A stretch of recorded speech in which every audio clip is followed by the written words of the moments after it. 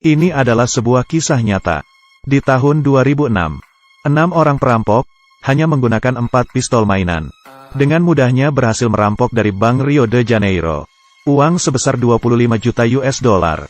Yang lebih mengagetkan lagi adalah, dalang dari perampokan terbesar di dunia ini, ialah penulis skenario dari film ini sendiri.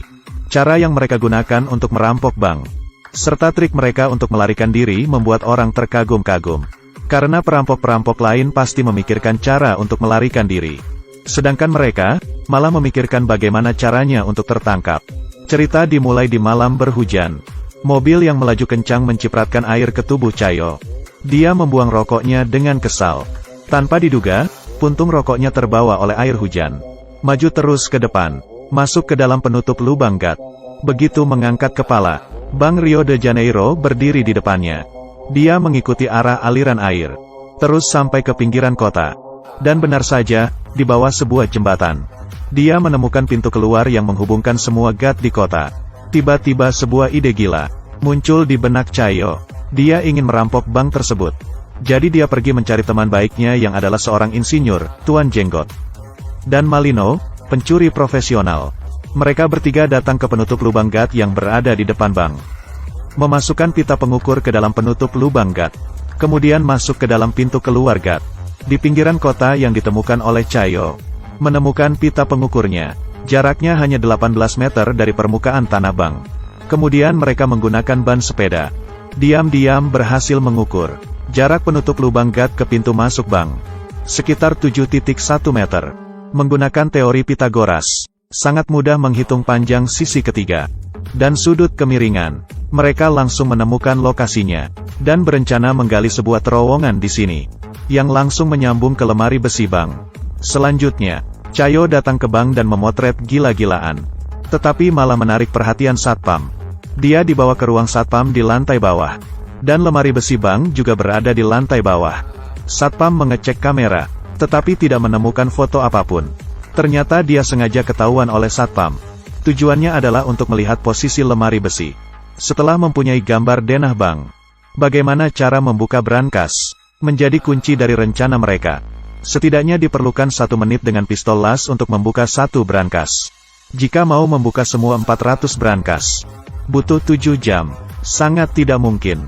Malino langsung pergi ke cabang lain, menyewa sebuah brankas, kemudian mencatat model gemboknya N untuk diteliti. Terowongan sudah hampir selesai digali. Tetapi mereka masih belum menemukan cara menghindari alarm keamanan. Aksi mereka menemui jalan buntu untuk sementara. Di hari ini, Chayo pergi menemui Malino lagi. Karena dia menemukan sebuah ide cemerlang. Langsung merampok bank. Polisi 2 menit kemudian tiba di tempat kejadian. Menggali terowongan sembunyi-sembunyi. Alarm setiap menit bisa berbunyi. Tetapi jika sembari merampok bank, sembari menggali terowongan, polisi tidak akan berkutik. Karena sampai sekarang ini, polisi masih belum mengembangkan sistem anti perampokan yang bisa mencegah mereka secara bersamaan.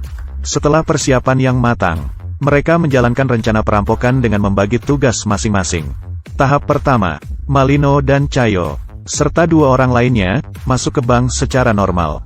Langsung mengeluarkan pistol, berpura-pura merampok. Di saat yang sama mengunci semua pintu keluar bank. Setelah satpam lapor polisi, baru membiarkannya keluar. Menyuruh dia memberitahu polisi. Di dalam bank ada 20 orang sandera. Untuk mengontrol situasi sepenuhnya. Tahap kedua, memberitahu kawan yang menunggu di saluran gat untuk masuk ke terowongan. Tahap ketiga, merusakkan semua kamera. Mencegah bocornya identitas. Di saat yang sama, salah satu kawanan memecahkan tembok, yang sudah direncanakan dengan palu. Kedua grup berhasil bergabung. Selanjutnya adalah tahap terpenting di dalam rencana mereka. Membuka brankas. Tuan Jenggot memamerkan alat pembuka kunci ajaib buatannya sendiri. Sebuah meriam. Sebenarnya adalah sebuah mesin hidrolik portabel. Membuka 1 kunci hanya butuh 7 detik. Kemudian, mereka seperti membuka kotak mainan. Merusak brankas gila-gilaan. Di saat yang sama, polisi sudah mengepung bank. Malino juga menerima telepon negosiasi dari kepala polisi. Dan hal ini pun sudah diperhitungkan mereka. Chayo membeli buku manual negosiasi polisi perampok. Menyuruh Malino menghafalkannya, agar kelihatan lebih realistis. Malino sampai ikut kelas akting. Kepala polisi dan Malino seperti buku pelajaran, satu bertanya satu menjawab. membuat kepala polisi sangat percaya diri.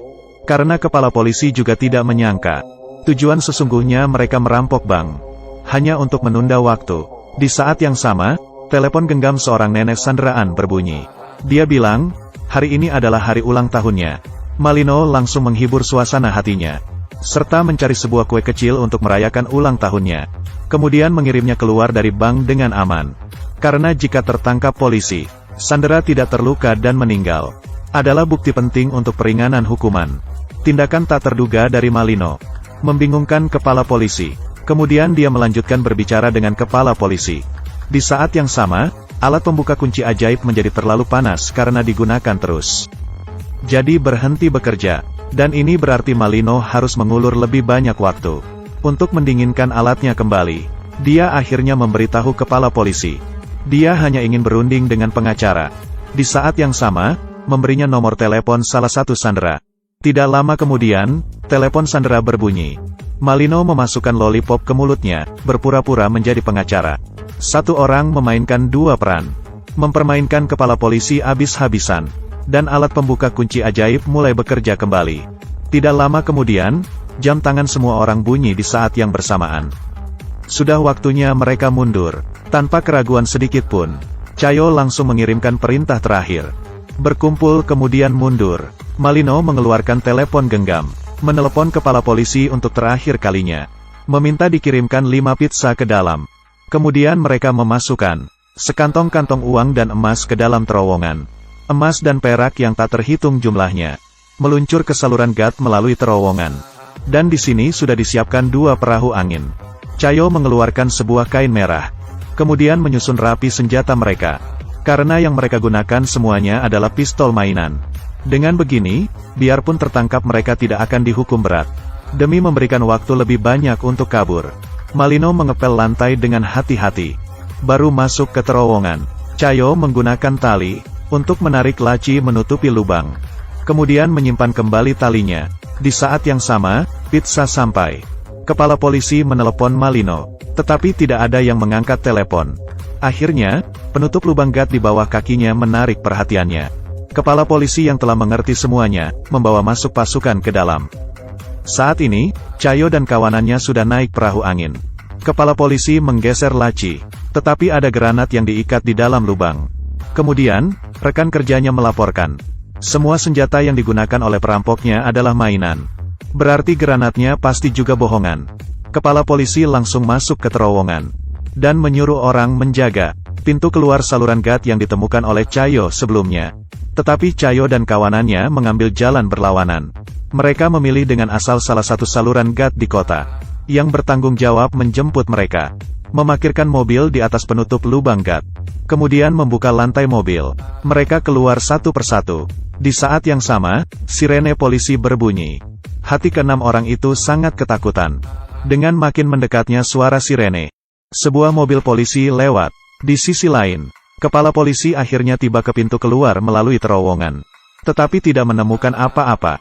Kemudian, 6 orang perampok melihat uang yang tidak akan habis sampai beberapa keturunan. Tidak bisa menahan diri bertepuk tangan. Setelah membagi hasil rampokan, mereka berpisah. Jika ceritanya berakhir sampai sini saja, maka ini tidak bisa dihitung sebagai kasus perampokan besar di dunia. Tidak lama kemudian, setelah menjadi kaya mendadak, salah seorang perampok membuang istrinya. Dalam kemarahan istrinya melaporkan suaminya ke polisi. Tidak lama kemudian, ke-6 perampok tertangkap. Tetapi karena senjata yang mereka gunakan adalah senjata mainan, dan juga tidak menyakiti sandera, polisi hanya bisa memberikan hukuman ringan. Sedangkan Chayo, dalang dari perampokan, hanya dihukum selama 1 tahun 7 bulan. Setelah keluar dari penjara, mereka kembali melewati hari sebagai orang kaya. Sedangkan jumlah spesifik yang dicuri dari Bank Rio de Janeiro, sampai sekarang masih menjadi misteri. Ternyata dari awal, tertangkap dan dipenjara adalah salah satu rencana mereka. Karena hanya dengan cara ini mereka baru bisa menjadi orang benar. Biarpun film ini memberikan penanganan pendramaan tentang kasus perampokan ini, tetapi detail dari kejadiannya sangat menyerupai aslinya. Karena dalang dari kasus perampokan ini, ialah penulis skenario dari film ini sendiri.